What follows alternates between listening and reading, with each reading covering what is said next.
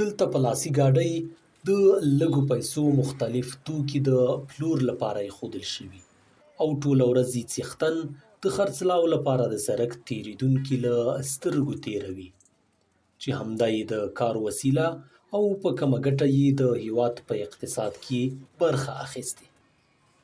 ډېری تنکي ځوانان د لرې پرتو سیمو کابل ته راغلي او خپله کاروباري وړتیا په یو کوچني کار آزمایي، خو بله ډله بیا لا هم د کار نشته کلمه زمزمه کوي. دا ځوان له خپل چم ګاونډه لرې کابل ښار کې زڼي پلوري او د همدې لارې خپل ورځني لګښتونه پوره او هرو 3 میاشتو وروسته غزني ته په تګ یو څه پیسې هم له ځانه سره وړي. اوله څه راتلو یو د دې لارې کرایه وله که نه دوکاندار ته بس ضمانت بل چا وکړو که نه 100,000 روپو قرض مې راوړ. اوس الحمدلله دا یو 10,000 12,000 روپۍ سته. داسې شته چې له کمو پیسو یې شروع کړه، سره له دې چې دا ویره هم وه چې بشته پیسې له لاسه ورکړي، خو اوس یې باور بدل دی. دلته کابل ته چې راغلو له کلي نه نسیم د کاروبار په روابطو زده کړو ته لار هم موندلې. هغه اوس ښوونځی لولي او په وخت خپله لاسي ګاډۍ د ګڼې ګوڼې ځای ته رسوي. دلته کابل ته چې راغلو له کلي نه 6 کلن وم، دلته هم 500 روپۍ موږ دا کار شروع کړ. اول هم دا زړي دا شیان شروع کړه 500 افغانۍ باندې، له یو کیلو نیم کیلو دغه شیان هم واچوله.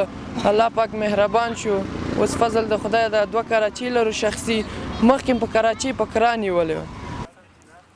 باور دا دی چې کوچني کارونه د هیواد د اقتصاد ملاتیر دی او هغوی چې هیواد د بیکارۍ په نوم پرېږدي ورته په هیواد کې په کمه سرمایه کاري فرصت موجود دی. همدا کوچني کارونه دي چې راتلونکی یې لویو کاروبارونو ته انتظار باسي او په لویه کچه د کاري فرصت موندنې لپاره ښه ادرس دی. بلا شکه چې اسمیس یا واړه یا متوسط کاروبار تجارتونه د مملکت د ملا تیر یا بیک بون اف اکانومي اف د کنټری چې وایو دا واړه یا متوسط تجارتونه دي او په زمن کې یدله طریقه موږ کولای سو امپلایمنت جنریشن وکړو چې ډیر زیات مهمه ده نن سبا او بل اخر ښه فرصت یا زمينه سازي کولای شو موږ تاسو د انټرپرینورشپ یا کارآفرینی ته ځکه موږ اکثریت ځوانان نن سبا په تېښته کې دي او یوازینۍ لاره ترغو دغه فرار مغزي مخه ونیول سي. فکر کوم اسمیس یا د وړو تجارتونه یو معقوله او یو ډاله مفکوره د ترغوی د مخنیوي وکړي.